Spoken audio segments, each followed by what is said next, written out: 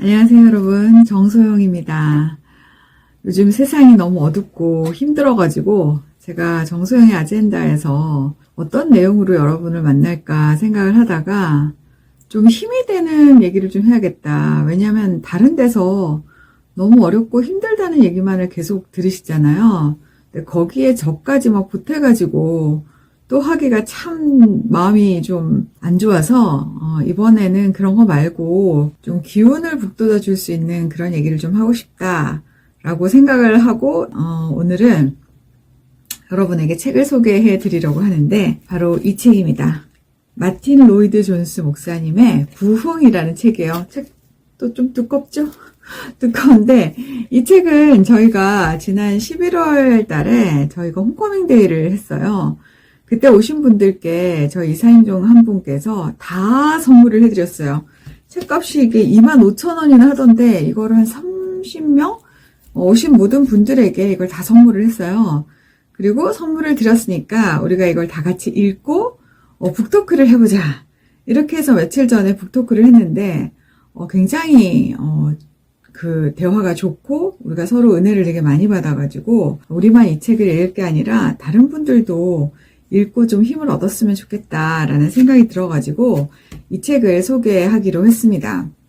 여러분 마틴 로이드 존스 목사님을 아시는 분들이 많으신지는 잘 모르겠어요. 그런데 이 마틴 로이드 존스 목사님이 영국의 그 두 분의 유명한 목사님 중에 한 분이시거든요. 한 분은 존 스토트 목사님, 성공회 출신의 존 스토트 목사님이고 다른 한 분은 약간 청교도 전통에 있는 마틴 로이드 존스 목사님이다 이렇게 이야기를 합니다. 그런데 두 분의 성격이 좀 달라요. 존 스토트 목사님은 좀 연합을 중요시하는 분이고 마틴 로이드 존스 목사님은 연합보다는 본질, 교리를 지키고 정통신앙을 지키는 것이 더 중요하다라고 생각하셨던 분입니다. 요즘같이 이렇게 혼란한 시대에는 연합도 물론 중요하지만 우리의 본질이 무엇인지를 다시 한번 이렇게 되짚어 보는 것이 훨씬 좀 중요하지 않을까 그런 생각이 들어서 저희는 마틴 로이드 존스 목사님의 책을 읽기로 했습니다. 저는 제 생애에 부흥을 경험한 적이 없어요. 책으로 읽거나 아니면 선배님들에게 들었던 이야기로 우리나라에 두 번의 부흥이 있었잖아요. 첫 번째가 평양 대부흥이라 그래가지고 여러분 다 아시죠? 1907년에 평양에서 엄청난 회개의 바람이 불고 부흥이 있었다. 그 부흥의 가장 큰 특징이 회개거든요. 그리고 이 회개가 단순히 그냥 하나님 제가 죄를 많이 지었으니까 죄송해요. 다음부터 안 그럴게요. 이런 수준의 회개가 아니라 성경에 나오는 삭개오 아시죠? 자신이 지은 죄를 다 회개하고 자신이 누군가에게 착복을 한 게 있으면 4배로 다 갚고 했던 그 삭개오와 같은 그런 회개가 일어나는 거예요. 그래서 부흥이 임하면 사람들이 실제로 자신의 죄를 회개하고 죄 지은 것을 다 갚아주는 거예요. 그래서 제가 이렇게 듣기로 평양 대부흥 때는 누군가의 돈을 빌리고 안 갚았던 사람들이 다 찾아가서 이제 회개하고 다 갚아주고 그 다음에 첩을 들었던 이런 분들은 또 첩을 또 다 정리해서 가정을 세우고 이런 식의 엄청난 사회적인 그 변화, 도덕적인 변화가 있었다고 하더라고요. 그리고 이제 두 번째 우리나라에서 있었던 부흥은 엑스폴로 74라고 기억을 하시거나 경험을 하신 이 윗세대 분들이 계실 거예요. 그때 한국 대학생 선교회인 CCC 있잖아요. 그 CCC의 김중고 목사님께서 우리나라에도 좀 대부흥이 한번 일었으면 좋겠다 이런 마음을 갖고 기도하고 준비했는데 어쨌든 그 엑스폴로 74를 여의도 광장에서 했대요. 그리고는 엄청나게 많은 거의 100만 명이 모였다는 그런 얘기를 하던데 많은 분들이 전국 각지에서 모여서 함께 기도하고 또 이렇게 함께 예배하면서 이 삶을 바꾸는 결단을 하는 그런 시간들이 있었다고 합니다. 그래서 그 엑스폴로 74의 영향으로 많은 대학생들이 그때 당시에 하나님 앞에 선교사로 헌신하겠습니다. 이렇게 서원해가지고, 그 이외 선교사님들이 엄청 전 세계로 나가는 그런 역사가 있었대요. 그래서 우리나라가 미국 다음으로 선교를, 제일 열심히 하는 선교 강국 대한민국이 되었고, 저는 그런 헌신의 그 열매로 우리나라가 오늘날과 같이 이런 급속한 경제 성장, 사회 문화적인 그런 발전을 이루지 않았나, 제가 그렇게 생각을 합니다. 그런데 여러분, 요즘에 뉴스에서 보면 이 나라가 너무너무 힘들잖아요. 그래서 우리가 다시금 부흥을 한번 꿈꿔보는 게 어떨까라는 이제 생각을 하면서 이 책을 읽게 되었습니다. 희망적이라고 해야 되나? 뭐 어떻게 될지 설명을 잘 모르겠지만, 이 책에서도 그렇고, 부흥은 항상 사회가 가장 어두운 그 끝에 갔을 때, 인간의 힘으로 도저히 이 사회를 못 바꾸겠다, 이런 정도의 절망의 단계에서 갑작스럽게 하나님께서 역사하시고, 하나님께서 사람들 가운데 성령으로 강력하게 임재하시는, 그것을 이제 부흥이라고 한다, 이렇게 이 목사님께서 말씀을 하시더라고요. 그래서 이 책은 1859년도에 웨일즈에서 영국의 대부흥이 한번 있었답니다.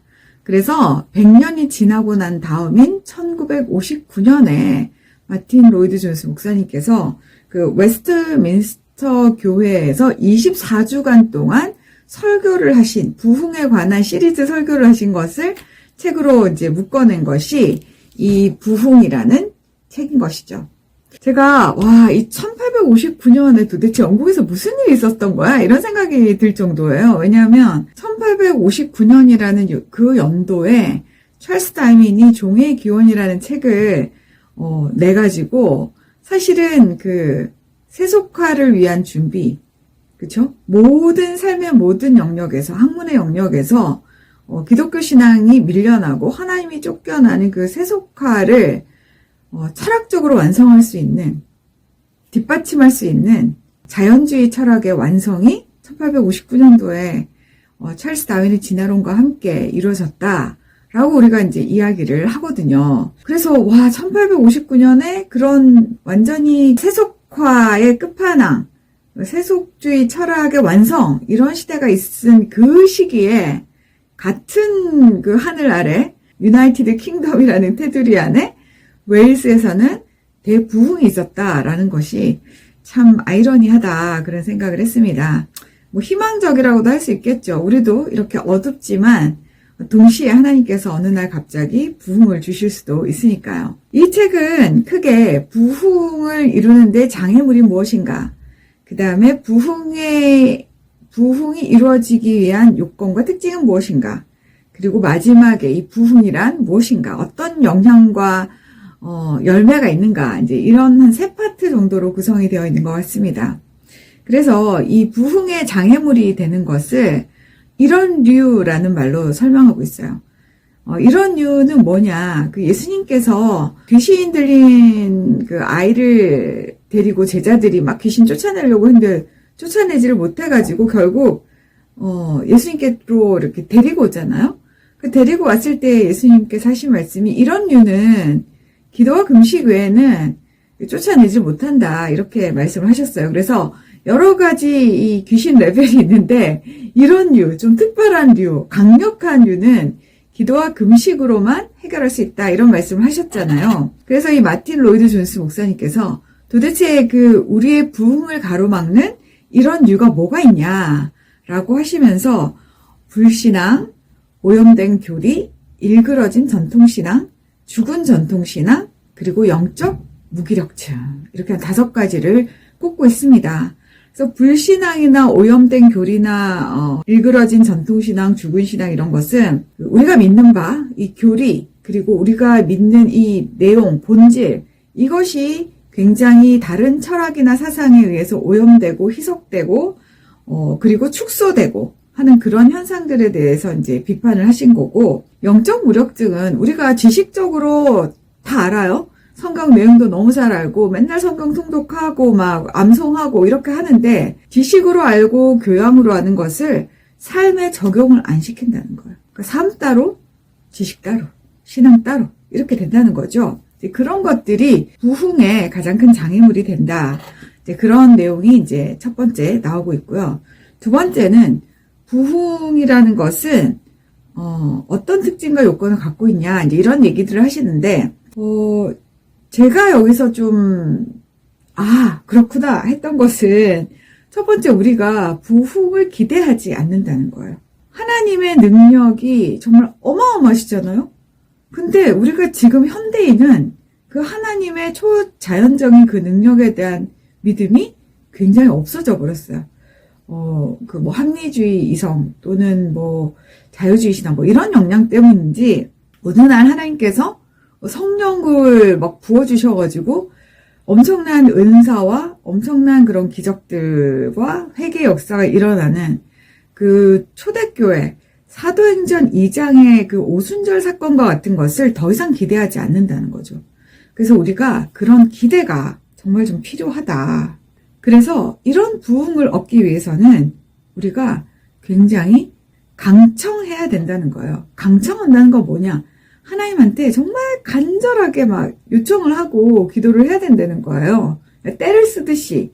그쵸? 그래서 성경에 보면 그 불의한 재판장이 사람도 안 무서워하고 하나님도 안 무서워하는데 매일 밤마다 찾아와서 떼쓰는 과부의 그 요청을 들어줬다. 이런 얘기가 있지 않습니까? 그것처럼 우리가 하나님께 강청을 해야 되는데 그냥 하나님 우리 정말 지금 정말 너무 힘들고 죽고 싶고 못 살겠고 이러니까 제발 부흥을 주세요. 이런 게 아니라 사실 부흥의 목적은 이 땅 가운데 하나님의 영광이 드러나는 거라는 거죠. 그래서 기도할 때 하나님 주님의 영광을 위하여 이 땅에 부흥을 주십시오. 세상 사람들이 하나님을 비웃고 하나님 없다 하고 저 이러는 거 너무 속상합니다. 그러니 하나님의 영광을 위해서 우리에게 나타나십시오.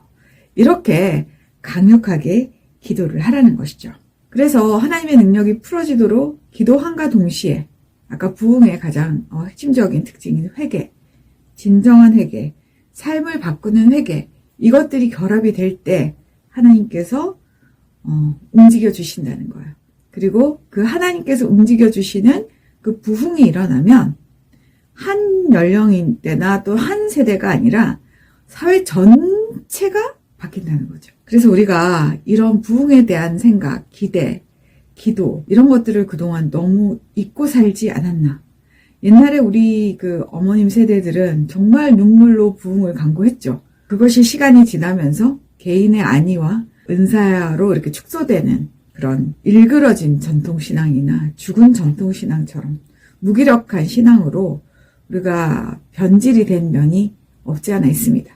그러나 그럼에도 불구하고 그 뜨거웠던 기도가 있었던 대한민국이라는 사실을 우리가 기억하면서 다시 한번 하나님 앞에 부흥을 강청해보는 게 어떨까 그런 생각이 듭니다. 여러분 앞으로도 조금 여러분들에게 좀 힘이 될 만한 내용이 많이 생겨가지고 여러분을 책뿐만 아니라 다양한 좋은 소식으로 만나뵐 수 있기를 기대해 보겠습니다. 여러분 그럼 다음 시간에 또 뵙겠습니다. 안녕히 계세요.